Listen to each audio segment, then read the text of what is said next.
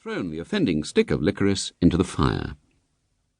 William sadly extricated himself from the coach. An elderly lady in pince-nez looked at him pityingly. "What's the matter, little boy?" she said. "You look unhappy." William merely smiled bitterly. "Is your mother with you?" she went on. "Nope," said William, thrusting his hands into his pockets and scowling still more. "Your father, then?" "Huh," said William, as though bitterly amused at the idea. "You surely haven't come alone?" William gave vent to the dark emotions of his soul. "All I can say is that if you knew my family, you'd be jolly glad to go anywhere alone, if you was me."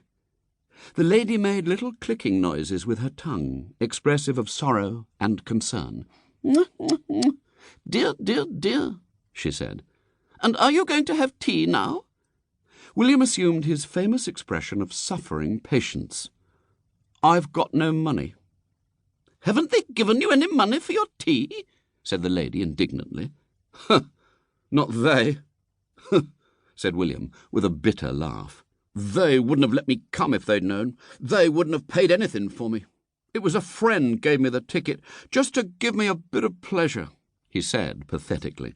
"But they wouldn't even give me money for my tea." "You poor child," said the lady. "Come along. I'll give you your tea." "Thanks," said William humbly and gratefully, trudging off with her in the direction of the village inn. William, generally speaking, had only to say a thing to believe it. He saw himself now as the persecuted victim of a cruel and unsympathetic family, and the picture was not without a certain pleasure. "I suppose," said the lady uncertainly, as William consumed boiled eggs with relish, "that your family are kind to you?"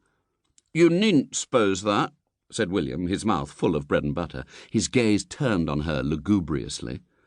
"They surely aren't cruel to you?" "Cruel," said William with a shudder. "Cruel just isn't the word." The lady leant across the table. "Little boy," she said soulfully, "you must tell me all. I want to help you. I go about the world helping people, and I'm going to help you. Don't be frightened. You know people can be put in prison for being cruel to children.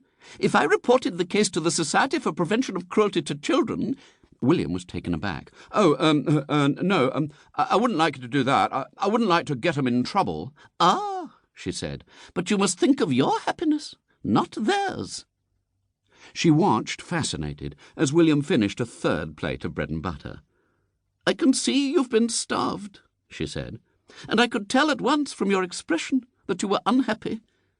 Have you any brothers and sisters?" William put half a cake into his mouth before replying. "Two," he said briefly. "One each, grown up. But they just care about nothing but their own pleasure. For instance," he went on, warming to his theme, "this morning I bought a few sweets with just a bit of money I happened to have, and he took 'em from me and just threw 'em into the fire." The lady made the sympathetic clicking sound with her tongue.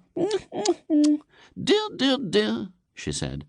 "There's generally only one explanation of an unhappy home. I've investigated so many cases. Does your father drink?" William nodded sadly. "Yes," he said. "Yes, that's it." "Oh," breathed the lady, "your poor mother." But William wanted no divisions of sympathy. "Mother drinks too," he said. "You poor, poor child." William wondered whether to make Robert and Ethel drink too, then decided not to. As an artist, he knew the value of restraint. "Never mind," said the lady.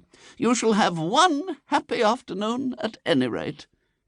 She took him to the village shop and bought him chocolates and sweets and bananas and a top. William found some difficulty in retaining an expression suggestive of an unhappy home life, but he managed it fairly successfully. He began to feel very tired on the way back. He had had a lovely time. He was almost asleep when the coach drew up at the post office. Everyone began to descend. He took a polite and distant farewell of the elderly lady, but he found that the elderly lady was coming with him. "Where do you live?" she said.